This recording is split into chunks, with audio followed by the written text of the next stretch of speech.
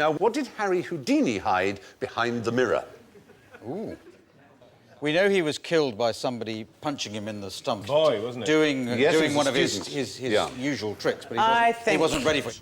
He hid one of those. You are right! Yes! Well done. Elephant in the room. Very good indeed. So how did he hide an elephant behind a mirror? It was his greatest stage illusion. He was said to be not a very good magician, partly because his personality was very tiresome and he just didn't have any panache on stage. I can't think of any magicians like that today. Oh, no. He was obviously a great escapologist, but he brought this elephant called Jenny onto stage and instantly she disappeared in front of the audience, and it was a remarkable trick. No one knew how he did it, and he didn't reveal the secret. But having said that... the elephant knew. The elephant apparently... Never forgot. Actually, Houdini is quoted as saying even the elephant does not know how it is done. Yeah.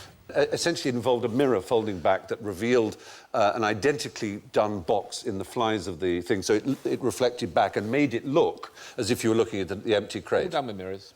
All done with mirrors, exactly. And it was impressive for those who sat in the right place. The best things he did, Houdini, were going around the place exposing charlatans and frauds. That's what he was really good at. Yeah, absolutely right. He knew when people were tricking people out of money and conning people. Well, like all magicians, obviously, you only have to look at someone who claims to be a spiritualist or a mind reader and you know they're just using magic. I mean, it's what Darren Brown does, it's what James Randi does in America. So, who did Harry Houdini come in combative relations to? Because there was a great man of the age who, rather tragically, did believe in spiritualism and mediums and the dead people being able to talk. No, not... Was it... It was a Briton. Wasn't Conan Doyle or It somebody? was Arthur Conan Doyle, yeah. the creator of Sherlock Holmes, who sadly He believed in devoted the fairies last 20 or 30 years of his life to believing in fairies and spiritualism and things, and Houdini was foursquare against it. But it was a period when a lot of people did sort of believe in this kind of phlogiston. There's a great story about Conan Doyle, actually. Just for a joke one day, he wrote a note saying, "We are discovered, flee immediately," and he sent it to 5 of his friends to see what they would do, and one of them disappeared. Brilliant. Yeah. And he had no idea why, but then I saw him again. So Houdini, yes, as you were saying, he was punched in the stomach by a student whose name was J. Gordon Whitehead. Apparently he wasn't ready, because he'd claimed he could be punched at any time by anyone and he could take that punch. But this guy just tapped him on the shoulder and went like that before he could tense his muscles. Supposedly, that's what ruptured something and caused peritonitis, though it's now believed that he might actually have had appendicitis already. So it merely just exacerbated it. Didn't make the student feel any better, though, did it? Yeah, but there's been a recent demand to have his body exhumed, and it may even be so. You never get it out. Never get it out of the coffin. Hey, very good.